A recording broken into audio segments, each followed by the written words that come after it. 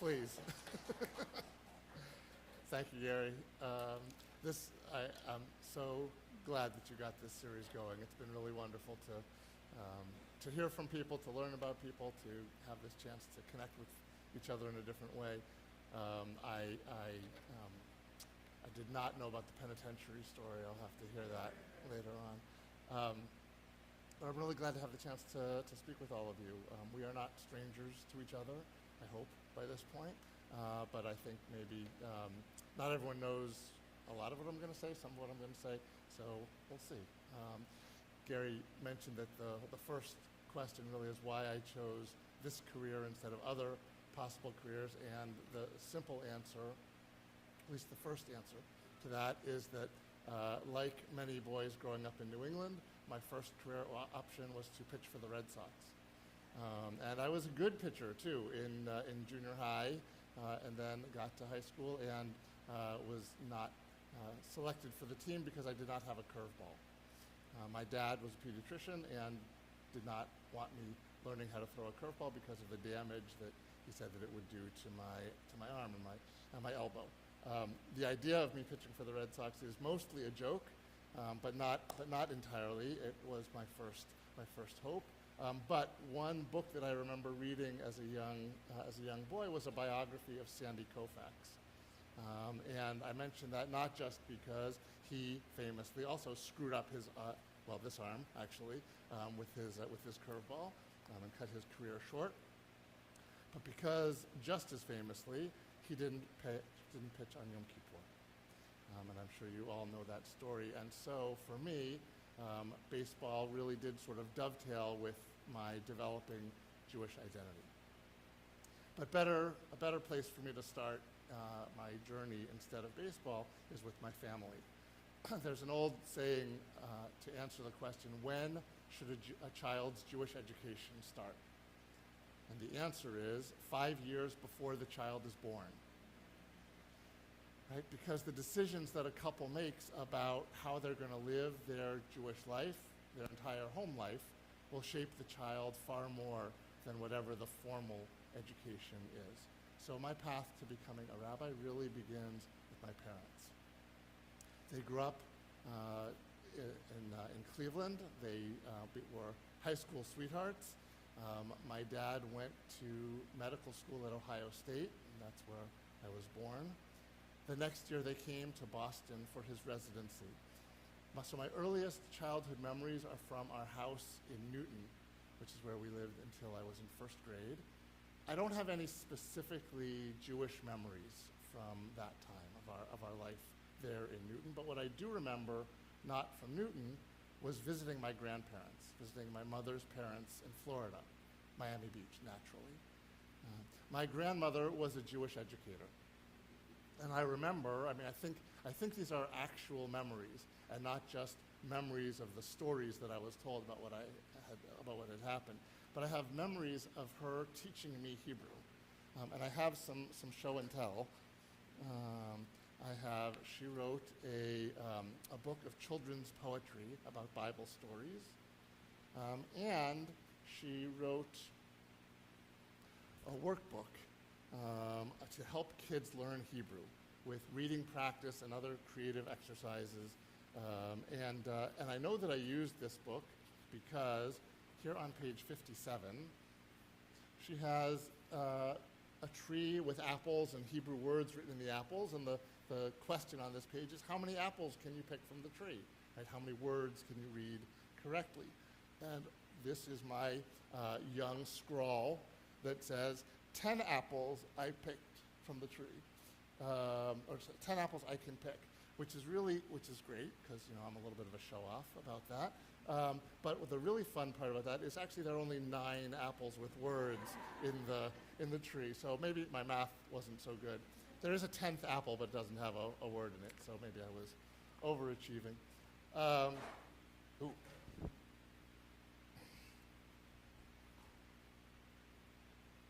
So she was teaching me Hebrew from a young age. My grandfather was a dentist, and he was very committed to Jewish life in his own right.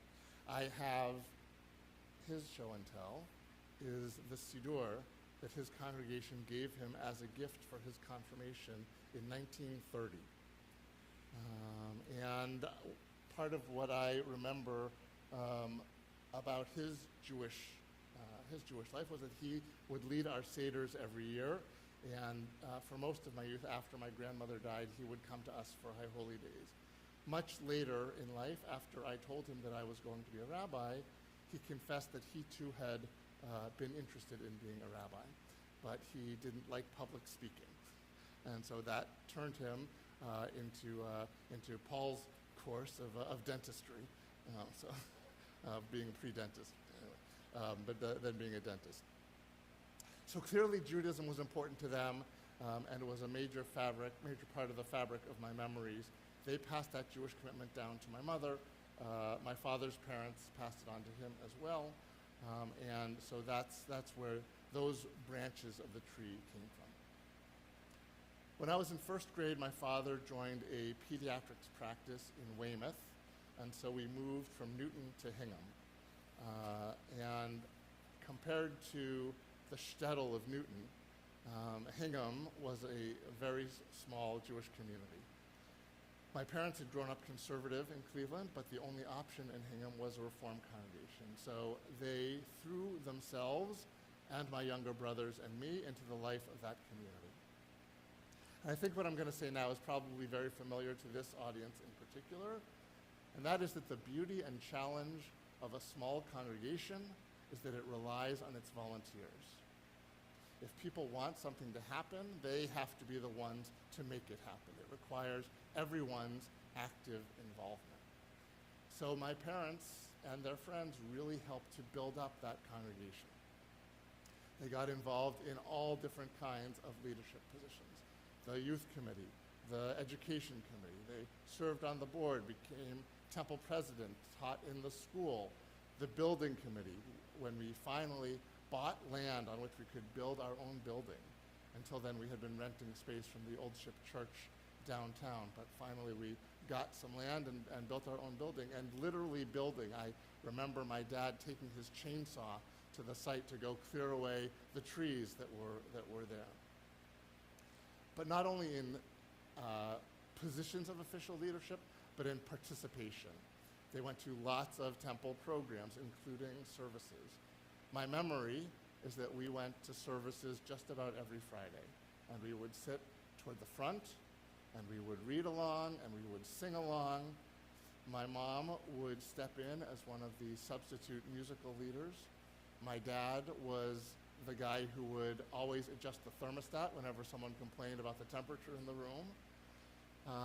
And we were a constant presence there. We would joke about closing down the building after the oneg every week.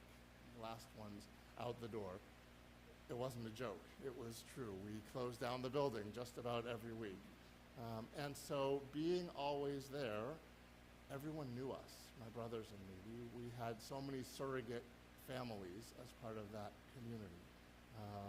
It was really a second home, and it gave me a thick and rich Jewish identity and a sense of rootedness in Judaism and in the Jewish community.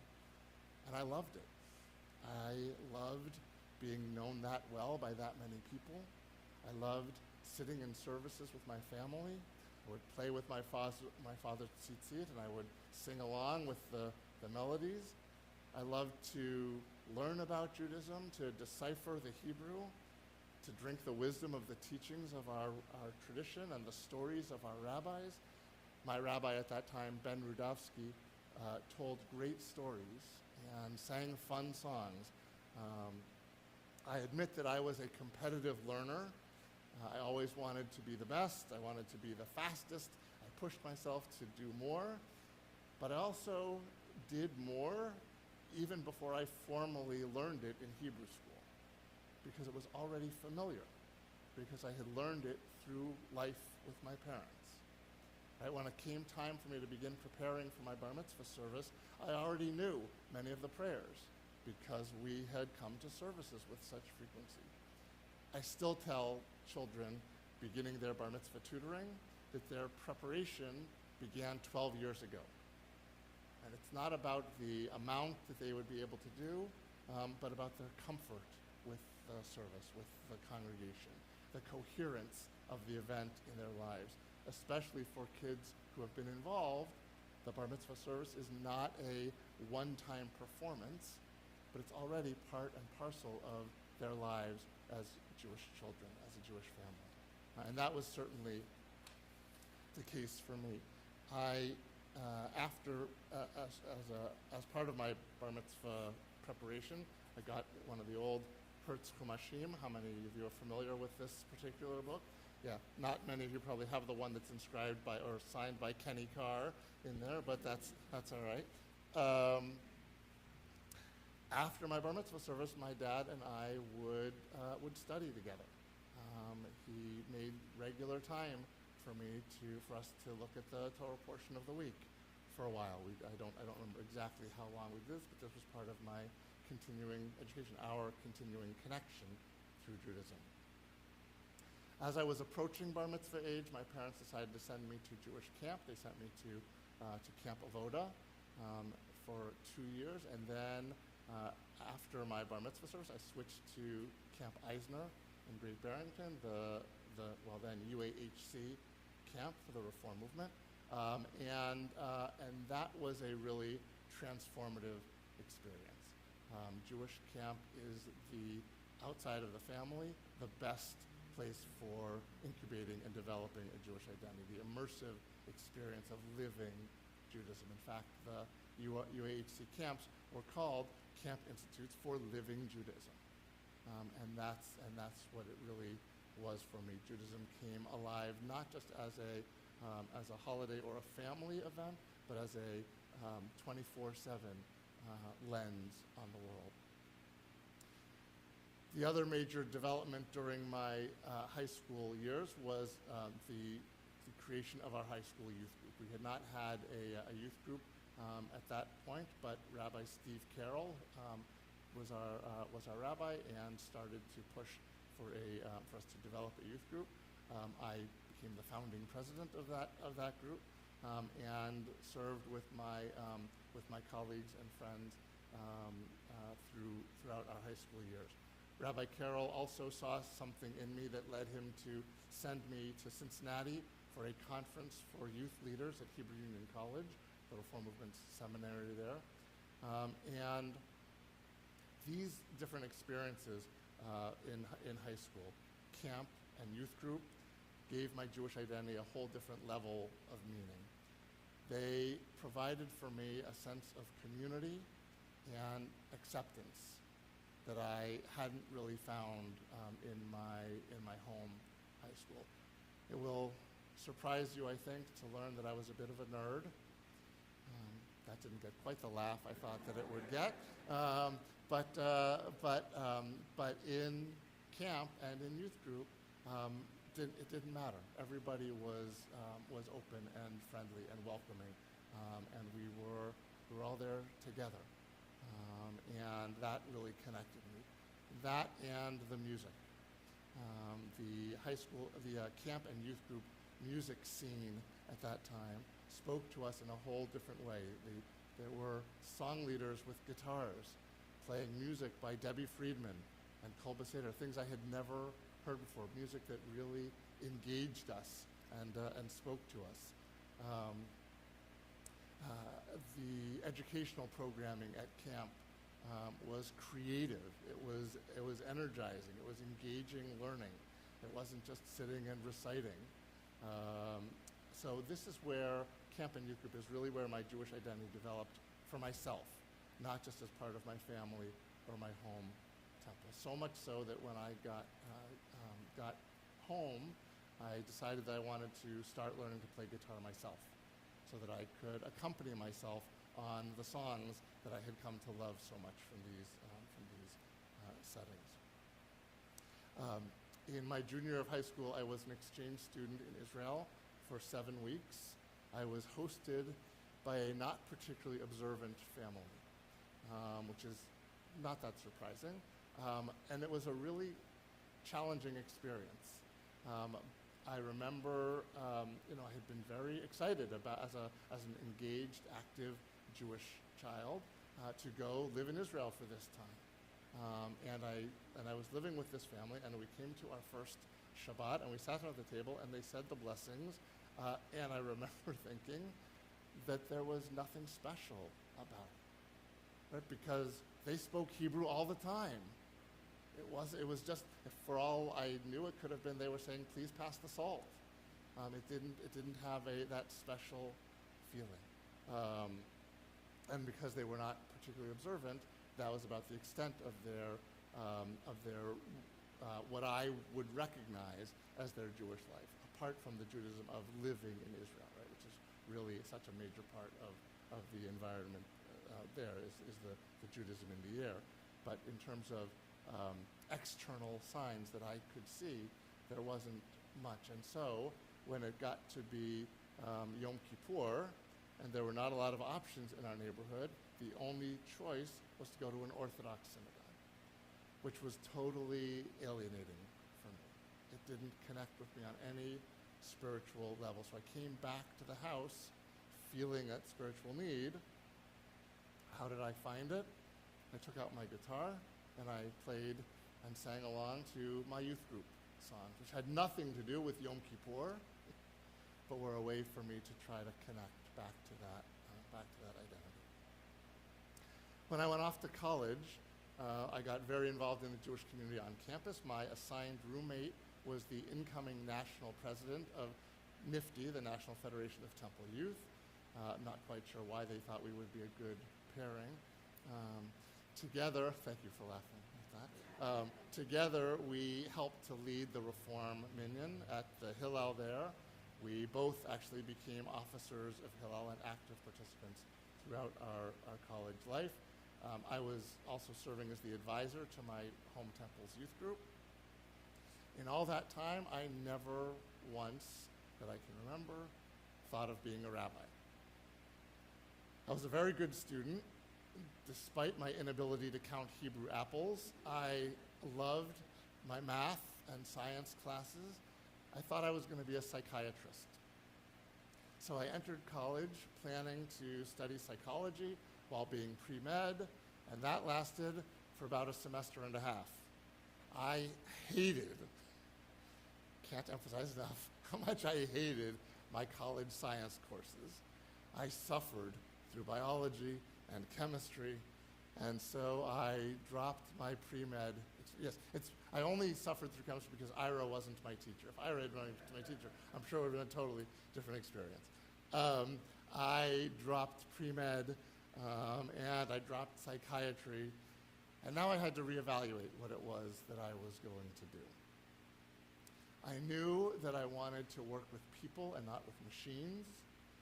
I knew that I loved teaching and studying.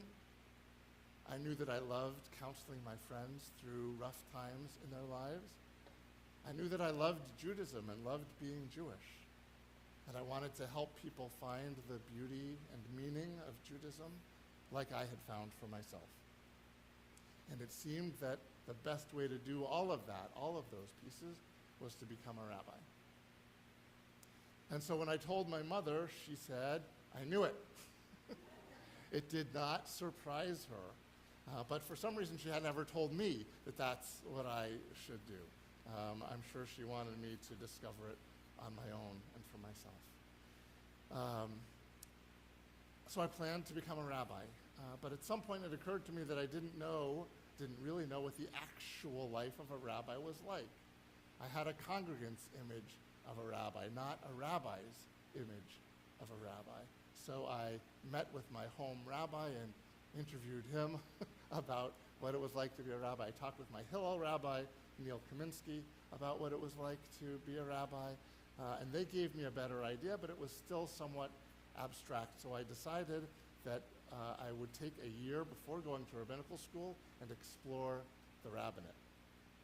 I wrote probably 15 letters to other rabbis in the Boston area saying, here I am, this is what I've done, this is what I'm thinking about, really interested in becoming a rabbi, I don't know anything, would you let me shadow you for a year and learn through your eyes what life is like? I got one response, from Rabbi David Wyman of Temple Shalom in Newton, and it was fabulous. He brought me into his classes, he brought me into his services, he brought me into counseling sessions that he had with people with their permission, of course. I got to see up close what being a rabbi would be like, taught in their religious school, and everything that I saw and learned from him reinforced for me that this was what I wanted to do. It didn't pay the rent, so I also was the social action director for the Union of American Hebrew Congregations Northeast region for that year, and got a different level of exposure to organizational Judaism, institutional Judaism through that experience. All of these opportunities convinced me that the rabbinate was right for me, so I applied to the Hebrew Union College, the Reform Movement's seminary. The rabbinical program was that the first year would be in Jerusalem, and then the following 4 years would be back here in the States. There are 3 campuses in the States, in Cincinnati, New York, and Los Angeles. I decided to go to Los Angeles. It would be seeing a different part of the country and a different Jewish community. The West Coast is actually different from the East Coast, I learned, so it was a good exposure. That campus also had a school of education, where in addition to my rabbinical training, I could get a master's in Jewish education, and I knew that my vision of my rabbinate would have a central place for education, so I wanted to be trained enough to be able to do it in the best way that I could. And maybe paradoxically, another feature of the Los Angeles campus was that I could not stay there for the full 4 remaining years. The campus was not big enough to ordain rabbis, so they would allow people to study there for 2 years and then have to transfer to one of the other campuses for the remaining 2 years.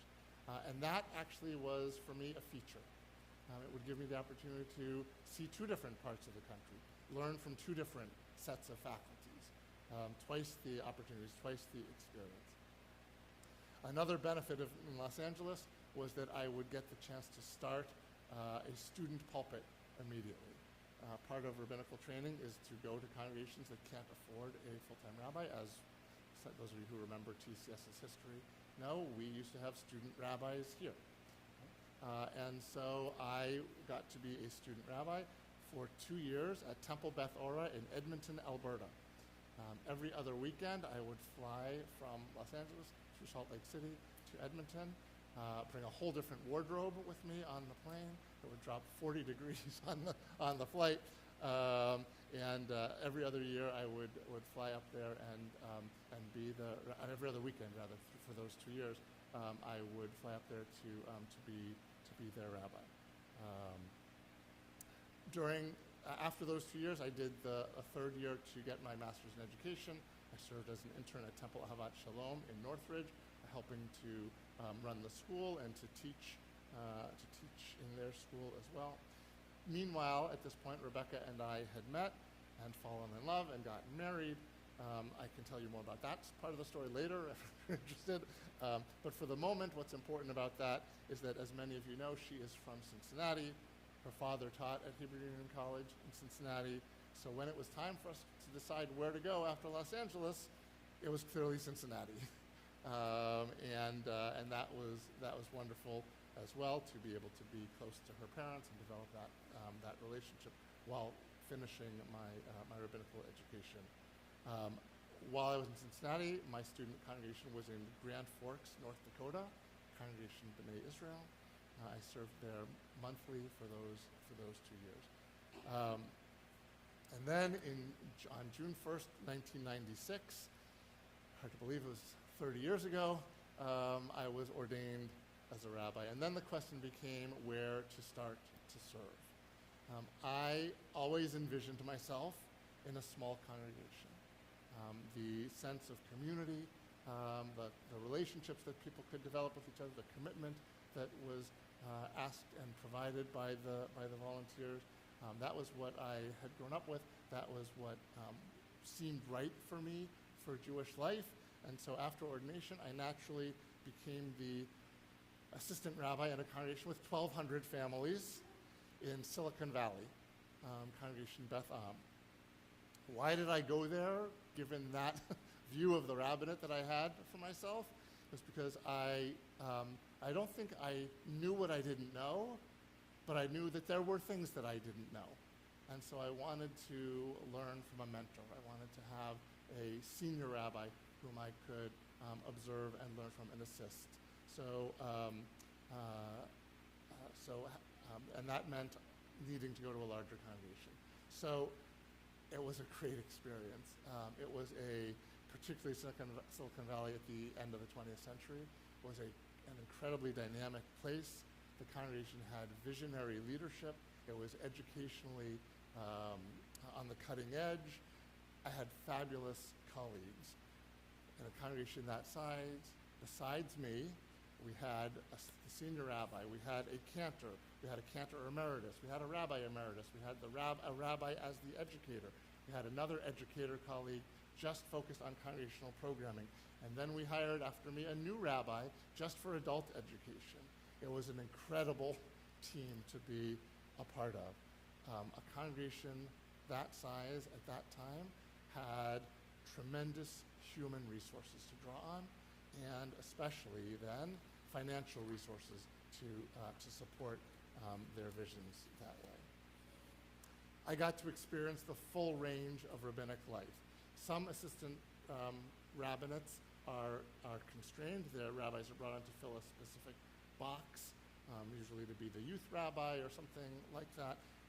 Part of the reason I chose this congregation was that it was not that way, that it would expose me to all elements of rabbinic life. There would be nothing that would be off limits to me. And so I got to lead services and life cycle events, even for longtime members who already had a close relationship with the senior rabbi. I taught all kinds of courses. I counseled people. I did work with the youth group. I was involved in the community in different ways. It was everything that I had hoped that assistantship would be. 2 years into that position, my senior rabbi left for another position, another opportunity for him. Fortunately, my successor was another terrific mentor. My first senior rabbi was brilliant and a visionary, an institution builder, a fundraiser, extraordinarily talented. My second mentor was just as talented and just as brilliant, and in different ways. Her focus was more spirituality. She brought poetry, not just literal poetry, but her own way of speaking and teaching. She brought poetry to the liturgy, to her sermons. She taught me, one of the enduring lessons that she taught me was to give people the gift of what she called unhurried time. To try to never make people feel like there was somewhere else you needed to be. Just to be present in that moment. I remember that whenever I would walk into her office, whatever she was in the middle of, the first thing she would do would be to close her computer. Not for privacy reasons, but so that I would know that I had her undivided attention for that. There was so much that a congregation of this size could do, so much that I learned from them, but there was one important thing that they couldn't do, and that was to create a real sense of close community. There were just too many people there for them to know each other. They worked hard to make sure that everyone knew someone, right, through chavarot, small groups, and other kinds of small gatherings. But even we clergy couldn't know everybody in the congregation. People would come in to meet with me for a life cycle event or something else, and they were meeting me, right? Not just meeting with me. We had to start by introducing ourselves to each other, even if they had been longtime members of the congregation. That was not what I wanted for my rabbinate. It wasn't the kind of rabbi that I wanted to be. By that point, Rebecca and I had 2 young kids, and although our parents were wonderful about coming out to visit frequently, we missed having family close by. So in my 5th year there, I started looking for a smaller congregation east of the Mississippi, and I found Congregation Orami, a roughly 340 family household in suburban Philadelphia, where we knew no one, but it was fairly central between my family in the Boston area and Rebecca's in Cincinnati and in Washington. I was attracted there by their size and by their location, but also by the team that they had. Even for a smaller congregation, they still had a full team. There was a cantorial soloist, there was an educator, there was an administrator, and there was a nursery school director. They had a nursery school and a kindergarten, which served as a feeder for new young families into the congregation. During my tenure there, the congregation did lots of great things. We had a major building expansion, including a new school wing. We hired our first full-time cantor, who became a great partner and revitalized the musical life of the congregation. We wrote our own High Holy Day Machzor and then our own Siddur. We created new continuing educational opportunities. I liked the people in that congregation very much. I made some really good friends there. Our kids grew up there.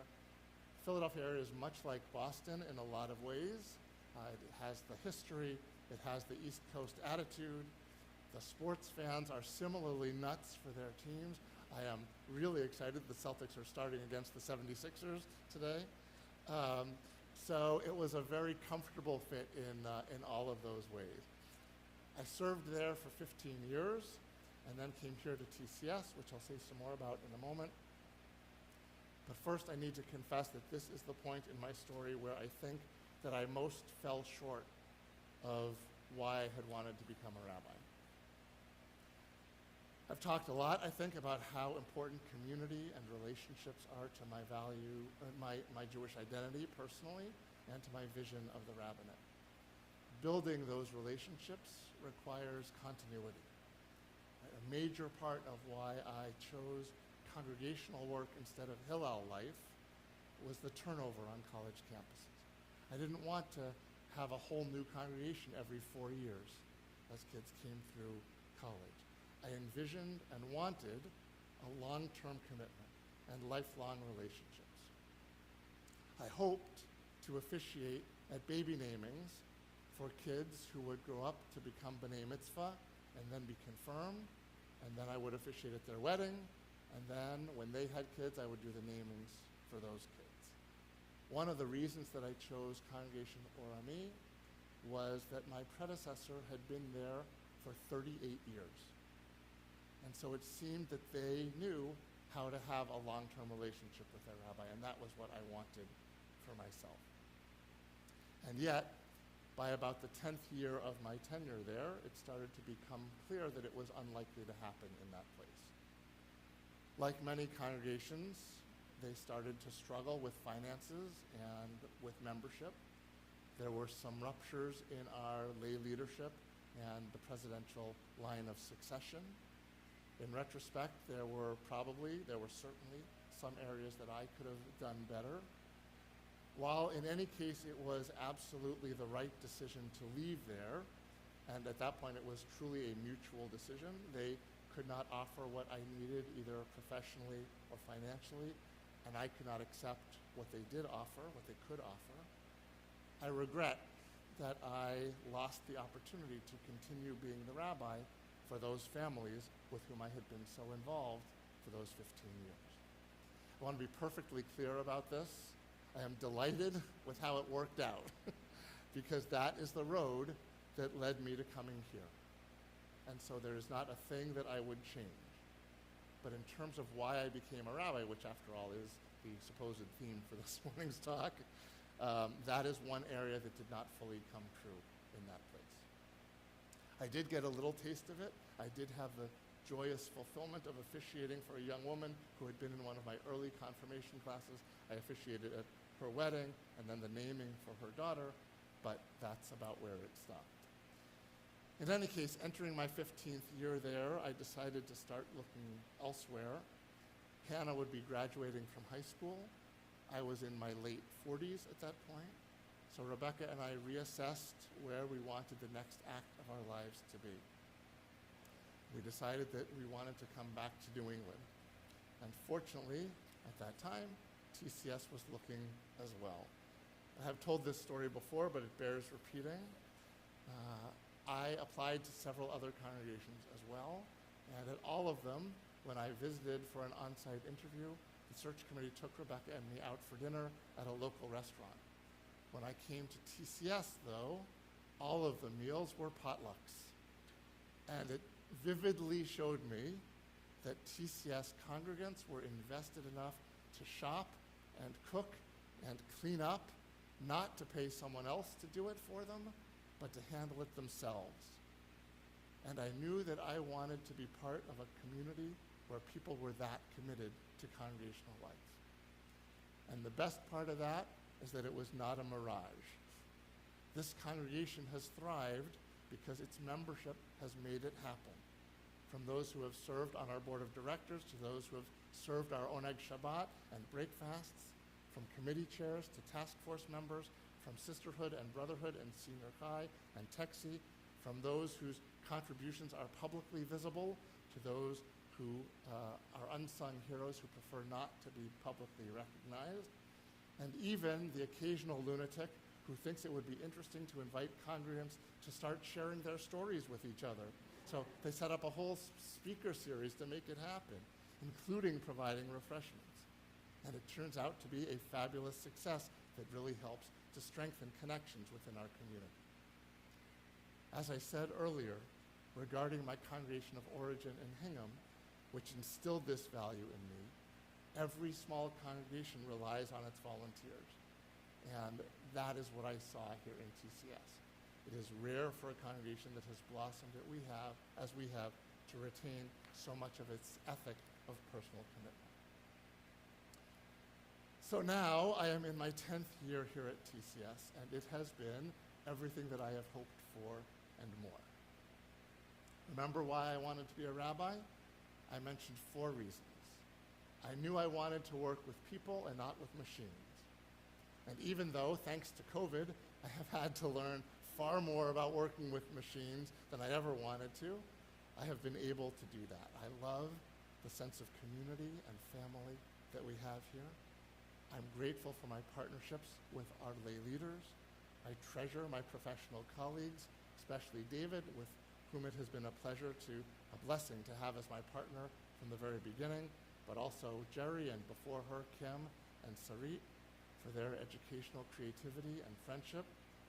And perhaps ironically, the post-COVID machines have helped me to work with more people across the physical distance, even our national audience today.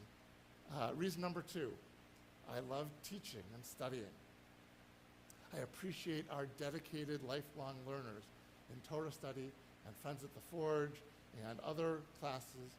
I'm grateful for the opportunity the congregation offers me to continue my own learning, especially through conferences and the Shalom Hartman Institute, which the congregation supported starting with my sabbatical, and being able to bring that learning back to teaching in the congregation. Reason 3, I love counseling my friends through rough times. I have had the sacred privilege of being present in people's lives in times of need and doubt and searching and sorrow, and that continues even today. When I walked in this morning, Mike Cohen saw me carrying a blazer and tie and said, "You didn't have to get so dressed up for this today." The truth is that when we're finished here, I'm going to lead a memorial service for a family that is grieving a loved one. Reason number 4, I loved Judaism and being Jewish. I wanted to help people find the beauty and meaning in being Jewish like I had. Through life cycle events and services and holiday observances and everyday life, I've had the chance to convey Jewish values and Jewish wisdom for 30 years so far, 10 years here. So why be a rabbi? And why keep being a rabbi? And why keep being a rabbi here? For the chance to continue walking this path through life, so filled with joy and also filled with challenges as it is, but to continue walking alongside all of you. Thank you for giving me the great privilege to be your rabbi.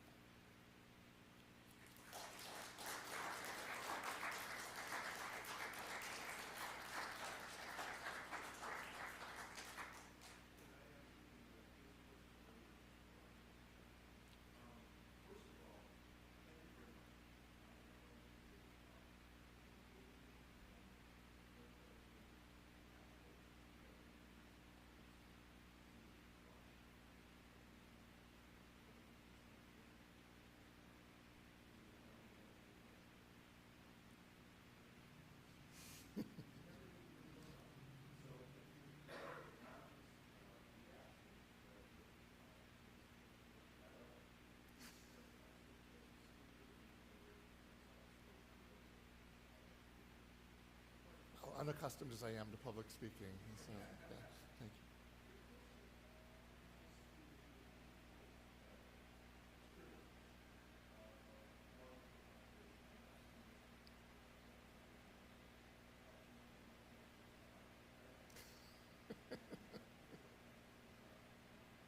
Mhm.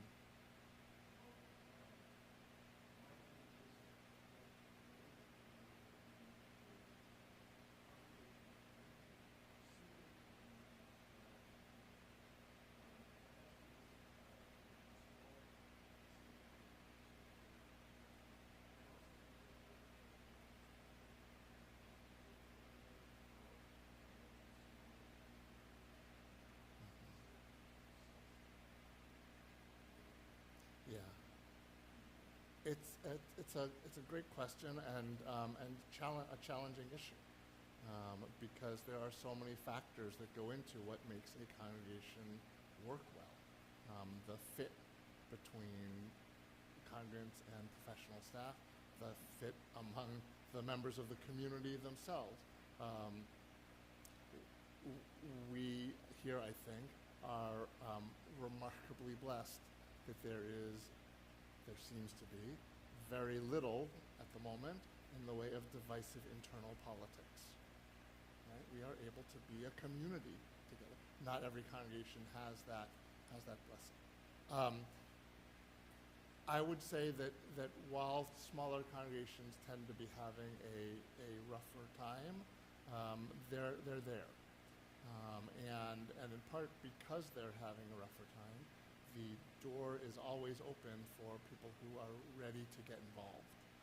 If they want to be part of that community's life, they will be welcomed with open arms. As anyone who has watched what happens when a new person comes to Friday night services here, and they get descended on, they get greeted warmly by Craig and Mike at the door, and then Ruthie and whoever else is here, right?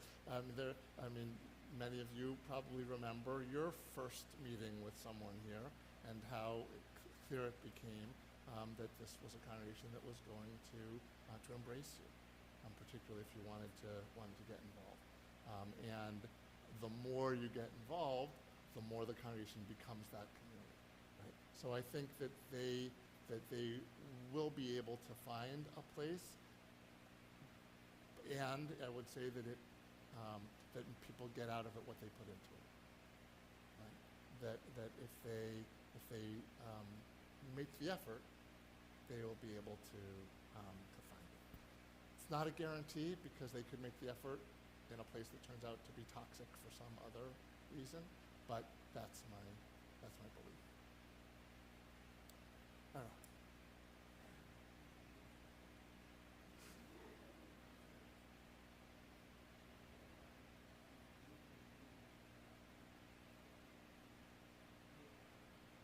Well, this is longer than my usual Yom Kippur sermon, but I could,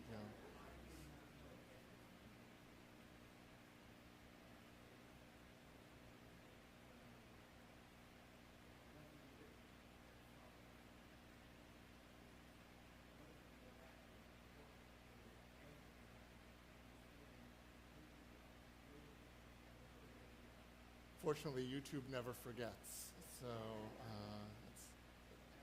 thank you. I appreciate it. Thank you. Yeah, Cindy.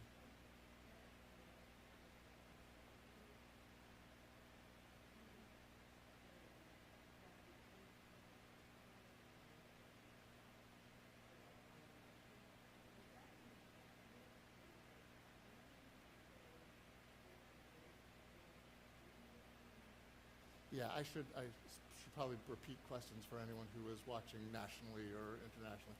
So the question is about my my anyway. The question was about my parents growing up conservative, and then the adjustment that it might have been to join a Reform congregation. I would say that part of what I learned about I don't think I knew it consciously growing up, but as I came to learn more, I would say that my home congregation was on the conservative end of the Reform spectrum. In terms of practice, we kept the extra days of the holy days, for example. There was a fair amount of Hebrew in our services. So I don't know how big an adjustment it was for them, really. I will tell you that one of the things that I remember about being at services with my family all that time was that whenever we would end services with Ein Kelohenu, this may be a little obscure joke. Not exactly a joke, it's true, but you'll tell me if I need to explain it more. Whenever we would finish singing Ein Kelohenu from our Reform prayer book, my dad would keep going and sing the last line of Ein Kelohenu that's in the conservative prayer books that aren't in the Reform movement prayer books.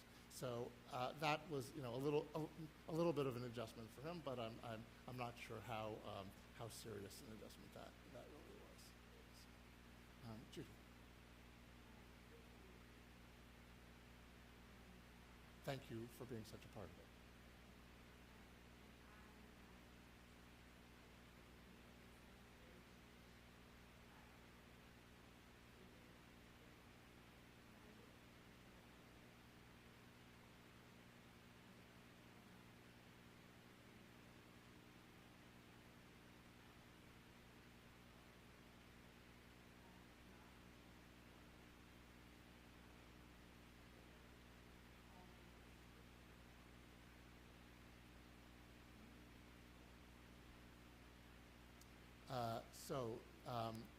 The question, as I understand it, is that I didn't talk about God a whole lot during this talk. I talked about Jewish and Judaism, but not specifically God. Is that?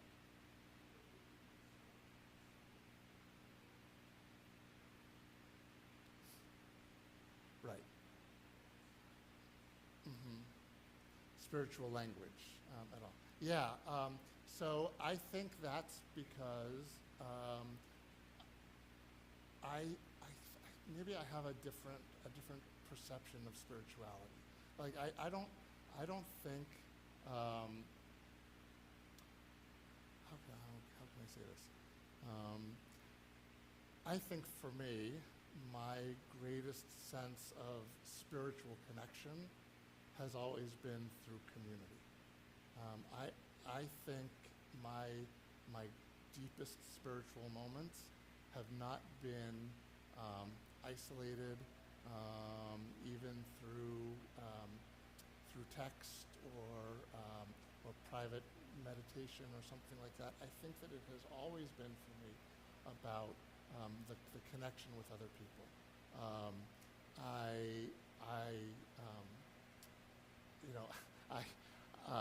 There's this line from Les Mis, right? To love another person is to see the face of God. And I think that has always been true for me. That it's a very Martin Buber speaks about what he calls I-thou relationships, right? And part of every I-thou relationship is what he calls the eternal thou. God is in those relationships, and so that's a big part of it for me. Part of my musical connection, right? When I'm singing with other people, and we or they, because they do it better than I do, are harmonizing and singing with our hearts, and not just there's something truly elevating in a spiritual sense for me about that. That brings me closer. I have had private spiritual moments as well, but I think mostly I think you're right. I wasn't using the language, but I think that's what I was describing was the spiritual journey. Steve.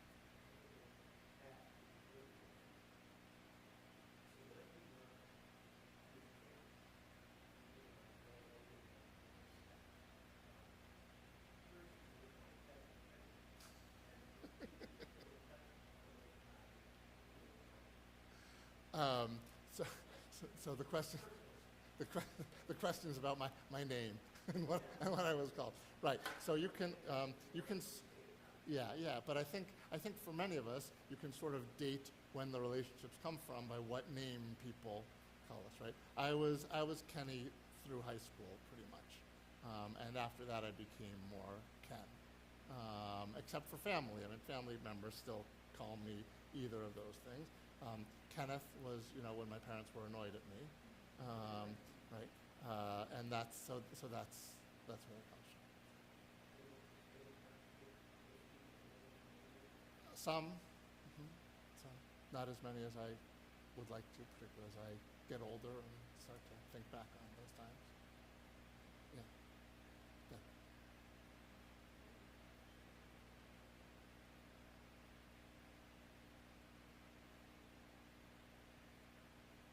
Thank you.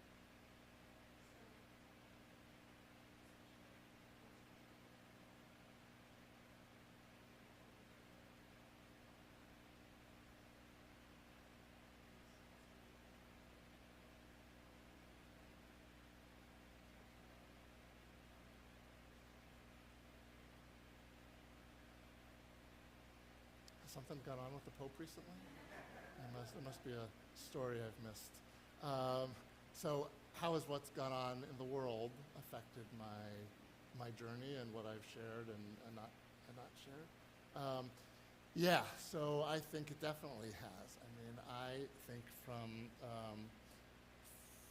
the beginning of at least of my self-identifying identity, through camp and youth group and other places, the commitment, the Jewish commitment to Tikkun Olam, right, has been a major part of my own identity and my rabbinate. I mentioned that during my pre-rabbinical school gap year, my other job was to be the social action director for the Northeast region of the Union of American Hebrew Congregations. That was in part out of my commitment to doing that kind of work and helping congregations to do that kind of work. The stories of our rabbis that I loved so much growing up were about sort of teaching these lessons of how we treat each other, particularly those who are powerless or less powerful. You've heard me say on multiple occasions, I think, that one of my Rabbi shouldn't have favorite biblical readings, but one of my favorite biblical readings is the Haftarah portion that we read on Yom Kippur morning, where Isaiah tells the people, right, that they're doing all the right external motions for Yom Kippur, but bowing their heads and fasting and afflicting their bodies, that's not the fast that God wants. The fast that God wants is to work for justice, right? To break the chains on people and to treat your workers with kindness and resolve the conflicts with your kin, all of those kinds of, feed the hungry and all of, so that's been an important part of my Jewish identity, my rabbinate from the beginning. The question, the deeper and more challenging part of your question is how to speak about that as a rabbi. And I would say that it's a challenge because I am trying to be the rabbi for the entire congregation, and there are people in the congregation I know who have different political views than I do, and who think that when I'm teaching about those topics that I'm getting political. And what I have tried to convey, two things I've tried to convey in those moments. One is, at least two, maybe three. One is that whatever our political differences may be, my commitment to everybody as people is unchanged. Right? Whatever we might disagree about, I'm there for you and your family, and whatever. That's one thing. The second thing is I want the community as a whole to feel that way. And so whatever I teach, while I want and need to be true to Judaism as I understand it, I don't want it to split the congregation. And the third thing is that, and this is actually something that I just read as well in an article about the Pope today, I think, or maybe yesterday, that religion is political, because what religion seeks to do is to help us create the best kind of polis, right? The best kind of society where people are treated well and can thrive together. Right? And so when I speak about how I see Judaism teaching us how to speak up for those who are oppressed, right? To learn our lesson of having been slaves in Egypt, right? And not to perpetrate that same kind of injustice on others, to take the side of the stranger, the widow, the orphan, right? That we are told so many times to do. I'm not doing that to say you should be a Democrat or a Republican. I'm doing that to say you should be a human being, right? And it may be that one political party or the other, or one politician or another, is at the moment doing better in following those paths. But I'm not saying it for that reason. I'm saying it because that's what I see the Torah calling us to do. Right? So I have to be a teacher of Torah, and I have to be political in that sense, but I'm not trying to be partisan.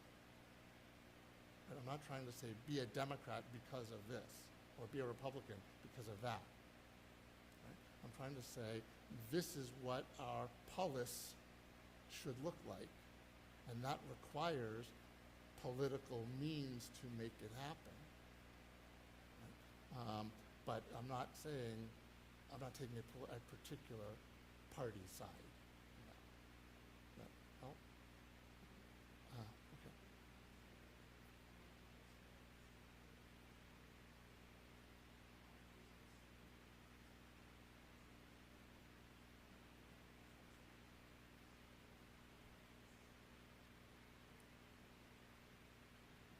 Thank you. Tom.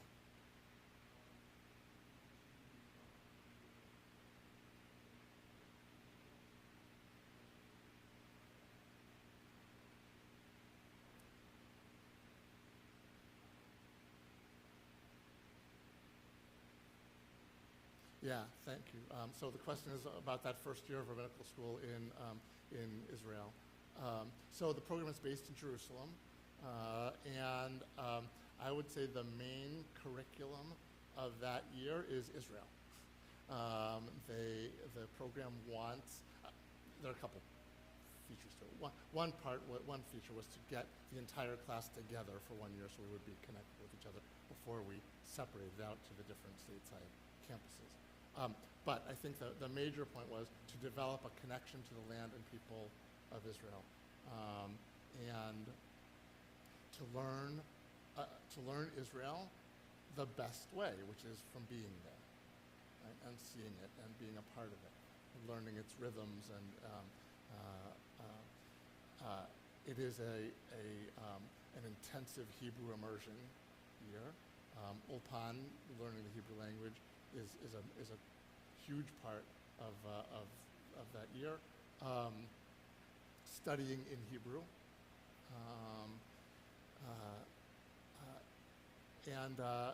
and getting involved in various projects in the community and congregations in the community. So that was the year of learning more than I ever had about Israel's life and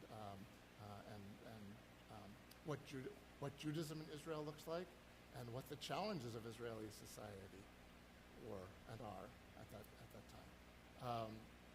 So it was an invaluable experience that shaped a lot of my perceptions of Israel, exposed me to different ways of thinking and different modes of Jewish practice than I had before. Everything from um, walking through the empty streets on Yom Kippur, and just following the whole rhythm of the observance of the country. I spent a weekend in an ultra-Orthodox learning place.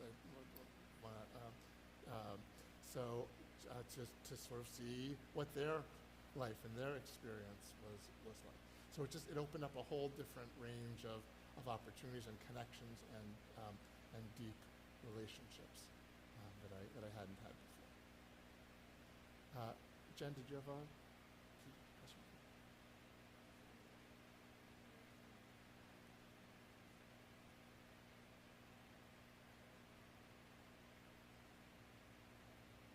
Yes, he was.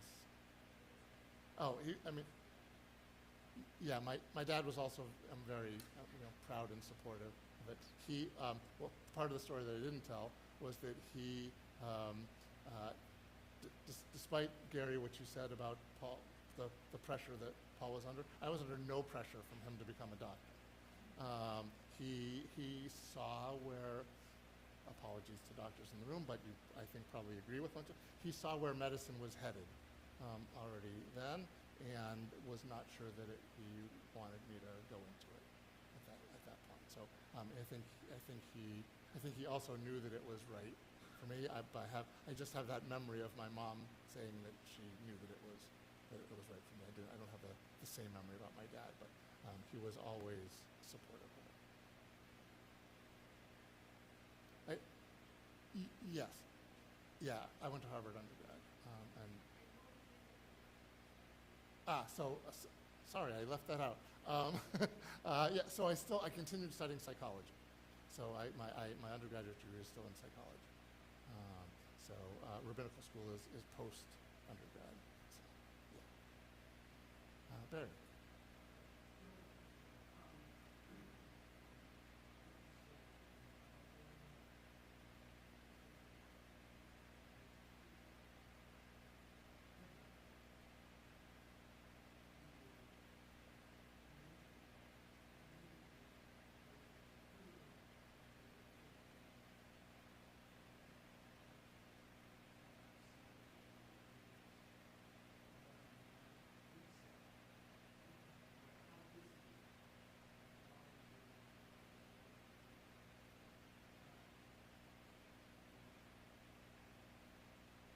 Thank you for saying that. That is a lesson I should credit Rabbi Janet Martyr.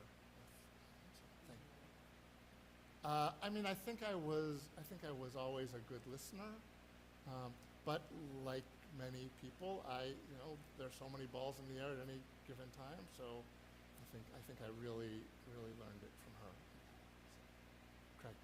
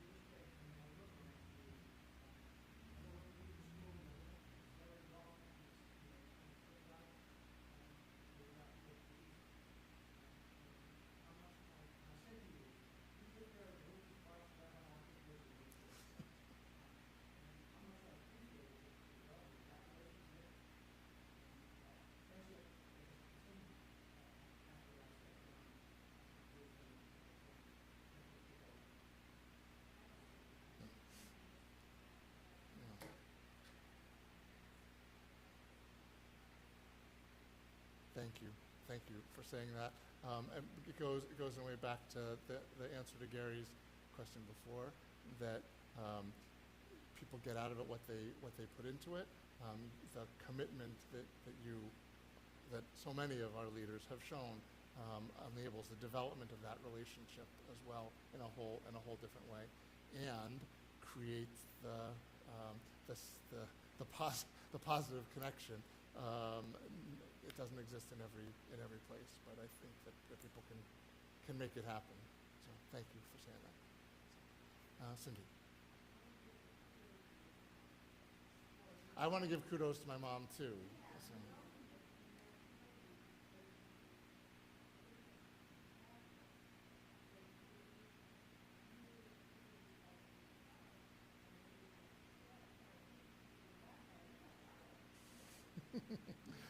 that that has certainly been known to happen. That people have gone against what their parents have said.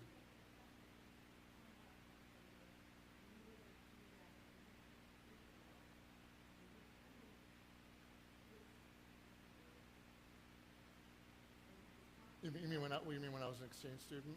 Yeah. Okay. That's okay.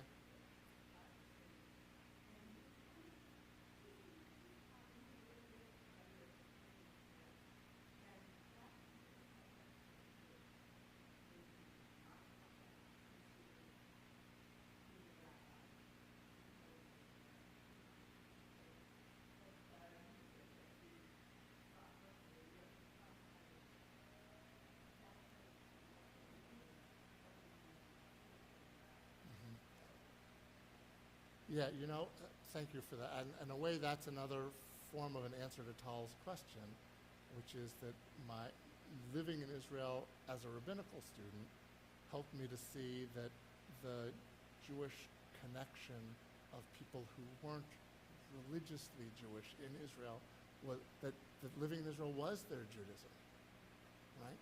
And I didn't see it that way as a kid. But I think getting that exposure as a rabbinical student by really living there in a more immersive way showed it to me in a very different light. So, thank you. See.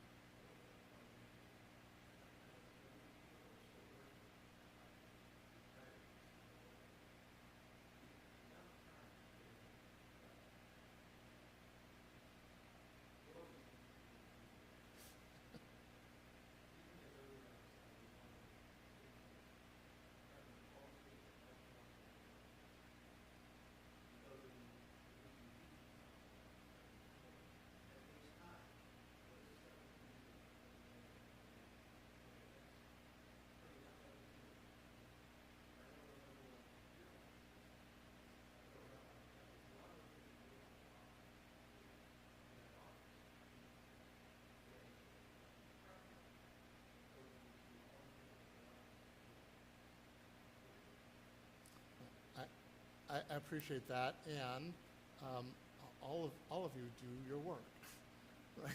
Right? That's my chosen work, right? So that's why I do it like that. I love the teaching. I love the preparation that comes with it because it starts with my own learning, and then I just try to share that. So, thank you, Libby.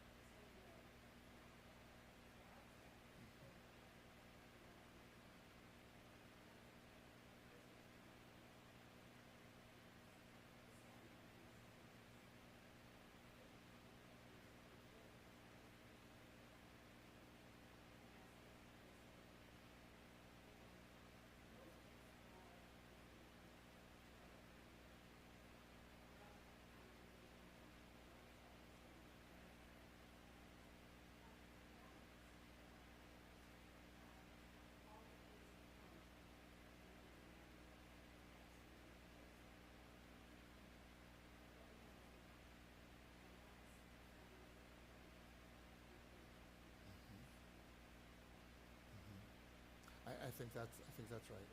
I think that it's that commitment of finances and energy right, and volunteer time and showing up for each other in all kinds of ways. That's what keeps the congregation going. And it's definitely a struggle. I mean, this review doesn't need me to tell you about the challenges that the congregation has faced over these 50 years. Right? I think about listening to Steve Paris talk about those early years and what had to be done to get this congregation off the ground, right? And to keep the congregation going over these 50 years. Right? It takes a village. It's a cliche because it's true, right? And that doesn't stop.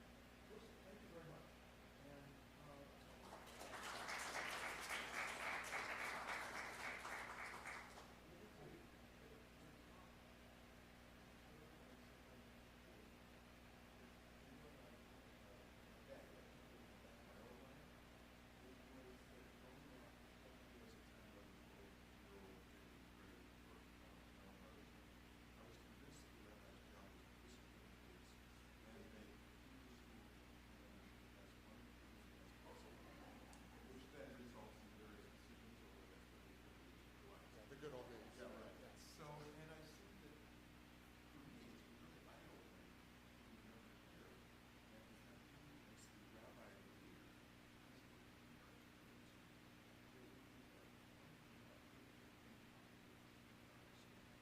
Really, until I turned 60. So, thank you for leading us as you do.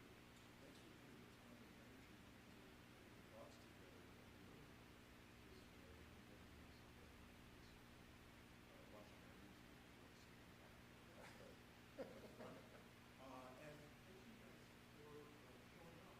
participating